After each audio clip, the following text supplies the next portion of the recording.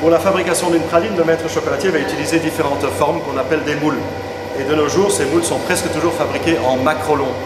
Le macrolon est une matière synthétique extrêmement solide, quasiment incassable, qui ces 30 ou 40 dernières années est quasi exclusivement encore utilisée pour la confection de chocolat et de praline.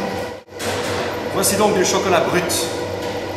Ce chocolat nous est livré en sac de 20 kg. Sur l'arrière de chaque sac est toujours exactement indiqué ce qu'il y a dedans. Et le chocolat se présente sous la forme de petites pastilles. Le maître chocolatier se choisit au moins une sorte de chocolat au lait, toujours et encore sous la même forme de ces petites pastilles. Et puis finalement, il doit aussi se choisir au moins une sorte de chocolat blanc. C'est donc là qu'on va faire fondre le chocolat. Et on va le faire fondre à une température de 45 degrés. Pas plus, parce que sinon, le chocolat se met à cuire et alors il change de goût. Mais tant qu'on reste en dessous de 45 degrés, on peut faire fondre et laisser durcir le chocolat autant de fois qu'on veut. Il ne changera pas ni de goût, ni de qualité. Notre chocolatier va maintenant se prendre un de ses boules creux en macrolon. Elle va le passer sous la fontaine de chocolat et elle le remplit jusqu'à ras-bord de chocolat.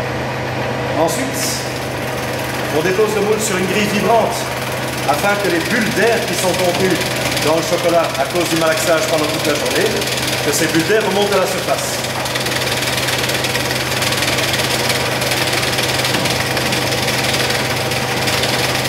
Vous voyez apparaître ces bulles d'air.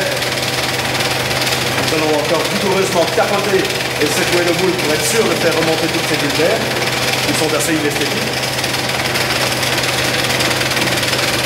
Et après 1 minute,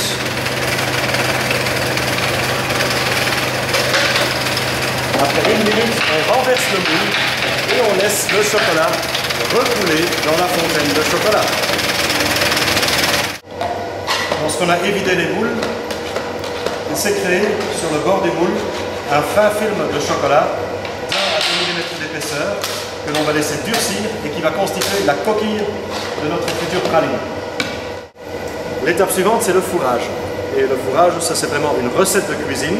C'est ça le secret de chaque maître chocolatier. C'est ça qui va faire la différence entre les pralines ici de chez Duval et celles d'un autre maître chocolatier. Nous allons maintenant remplir ces coquilles que nous avons préparées de ce mélange praliné. Dans chaque petit compartiment, la même quantité, jusqu'à peu près 1 ou 2 mm en dessous du bord. Et ceci a une allure quand même assez vertigineuse, étant donné qu'un maître chocolatier expérimenté doit pouvoir fabriquer jusqu'à 10 000 pralines en une journée. Alors, une fois que les pralines sont fourrées, nous allons devoir les refermer. Et pour ça, on passe le moule tout simplement une deuxième fois sous la fontaine de chocolat. L'excédent est cette fois-ci soigneusement enlevé. On ne va plus le déposer sur la grille vibrante parce que sinon les différentes couches pourraient se mélanger entre elles. Et c'est certainement pas ça qu'on veut. Les pralines sont faites. Il suffit maintenant de les laisser refroidir et durcir. Quand le chocolat s'est saisi, après quelques minutes passées au frigo, on passe à l'étape suivante qui est le démoulage.